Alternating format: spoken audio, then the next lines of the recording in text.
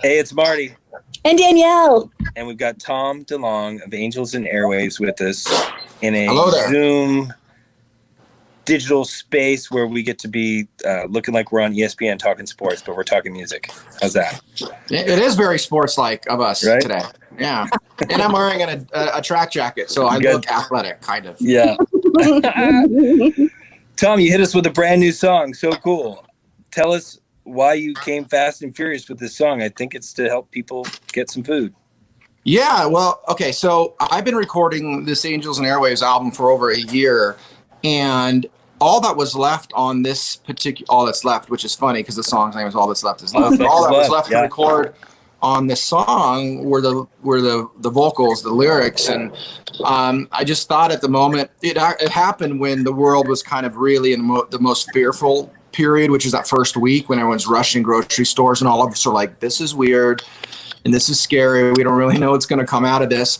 I was struck kind of by public consciousness because there's a lot of studies that have been done and a lot within the U.S. government as well that I'm aware of, but that your mind, so mind over matter, that saying is very true, where they found, and I actually have a really amazing sensitive document that, and I'd always tell people about this, where they actually were, it was part of the UFO program at the Pentagon. They were following this kid in China that could move objects with his mind, and he was like 10 years old. What? So they repeated the experiment in the Department of Defense, and they put a piece of paper in a glass mason jar and they screwed the lid on, and with their mind they moved the paper through the lid of the jar 6 feet across the floor. And it says right there in the document with the letterhead and everything on Department of Defense, you know, it's they found that it's 100% of people can do it, but only 10% of the people can really like master it. And my point being is that, you know, your mindset that you're in, it affects all matter around you. And I can give you another couple laboratory experiments, but we won't go down that rabbit hole. But they proved that consciousness affects all matter around you. In terms of healing, they've even healed, it's like 30 mice with like crazy terminal cancers. They healed all the mice with just energy healing in a lab. It was a wonderful lecture I listened to. But I was thinking when everyone was really scared with the virus, you have mass consciousness, but for something that's negative, fear. And that's a really bad place to be because it's going to perpetuate things, you know, in a negative way. So I was like, well, maybe my little part, you know, put out something more hopeful or more optimistic. And so it started then, and then we were able to release it today. And and the other thing is about this is Feeding America San Diego is a group that I've worked with for years. I've done things like hand out food to underprivileged school kids at schools.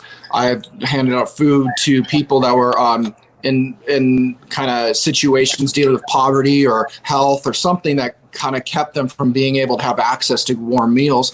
Done that at holidays and all, you know. So I've done been to certain functions with them, like fundraising events with Feeding America.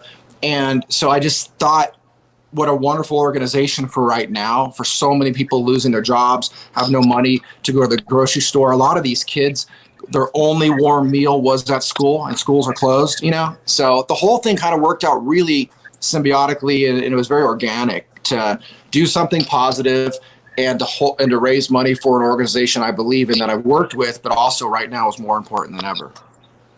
And beyond the song, did I also see that there is a T-shirt that is out as well for this? There probably is. I only say that because I've been so concentrating so strongly on like the music part of it. I know that the team put together how it's going to raise money and where, and I don't know all the details of that. But normally what we do is we add a T-shirt or something to be involved with a limited edition and try to do something kind of cool, and it helps us raise more money for the cause. Well, so let me tell you about this then, Tom. So you've come out with a really cool shirt, an Angels and Airwaves shirt, and the money from it is benefiting Feeding San Diego. It is up on the website for Angels and Airwaves in your store. It's a really cool shirt, too. Like, if you're a fan, you're going to dig it. 3 quick questions for you.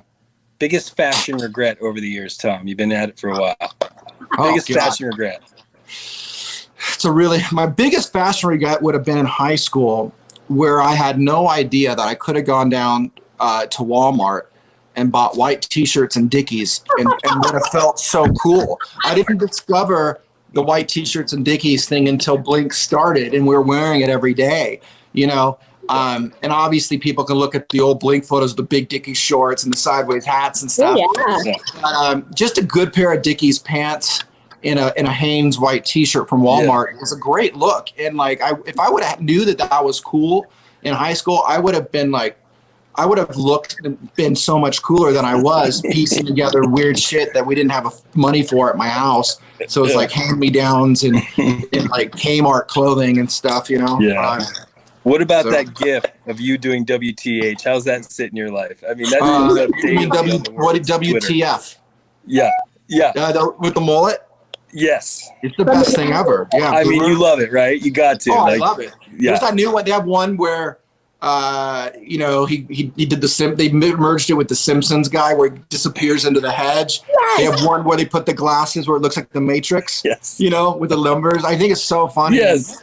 And we've been putting out a lot of Boomer merchandise lately. We brought back a whole bunch of stuff. That character's name is Boomer. It's from an old Blink-182 video for a song called First Date where we're all dressed up. It came from watching a documentary on the Bee Gees, and I called up Mark. I was like, dude, you got to watch this shit. These dudes are on top of a mountain with full hair, singing face to face at the sunset behind them. And that's last question. When you see this, what do you think? Yeah, it's the first record. record. Good feeling? Is this a good feeling? Technically, yeah. Technically, the second album of Blink. Sorry, not Angels, of Blink. And what's funny about it is called Cheshire Cat. So this shows you how much we know. Is people think it's the first record. We had some demos out before that we just called Buddha because that was Buddha on it. You're on 91X. Yep. But when we did that Cheshire Cat album, the guy that put it out on the record label made a bet with his son because his son was the one that wanted to sign us. He made a bet with his son that we wouldn't sell more than 3,000 copies. He hated it, you know. And then it went really big, and it probably sold millions by now or something. But I remember not only after that, then we signed to a major label with Dude Ranch. And we go to MCA Records, which was Universal Music Group, big major label at the time. And they brought all the people from all the divisions to a lobby to play Dude Ranch, the new record. And they put it on, and everyone's having drinks and cake, and it's like a party. Blink is launching their first big major label debut. They put on the first song, and about 45 seconds into that song, they all left. Every single person left. They all hated the band. They all thought it was just like noise, you know. And then we were left, and we're sitting there with the one guy that signed us, and we're going, well, we could have signed to Epitaph, you know, at the time, because Epitaph, which is a big punk label, where all of our friends were at, like Rancid and Offspring and Pennywise and all that legends. Stuff. You know, we were like, we should have gone there, you know, because they don't get us. But it worked, you know, and then later, once the band's big, all the people come back, oh, we always loved you. Yeah. You're okay, got it. Yeah, but, you know, always carving our own path. But Cheshire Cat was the cat. I was delivering concrete. I used to drive this truck and deliver these big bags of concrete. And some dude, probably someone from another country or something, was knocking door to door at an industrial park selling calendars with pictures of cats in it. And I showed Mark, well, look at this cat with blue eyes. And he's all, I love Cheshire Cat or something. Like, I don't know how it all worked. But I looked at that and I go, it's like the worst album cover ever. The best thing about that album cover is if you turn it over, my friend is in a box with little arms and legs with an afro. Like, that was the best part of the album cover. Yeah.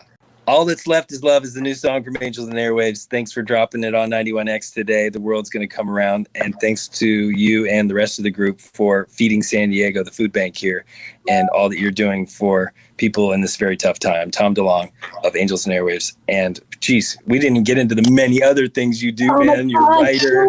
You know, probably I'm best. a car racer, by the way. Oh, there you go. Like, love from all over, bro. Thanks for so much. Thank you guys so much. We'll talk soon. Yeah. Thanks, Tom. Bye, guys.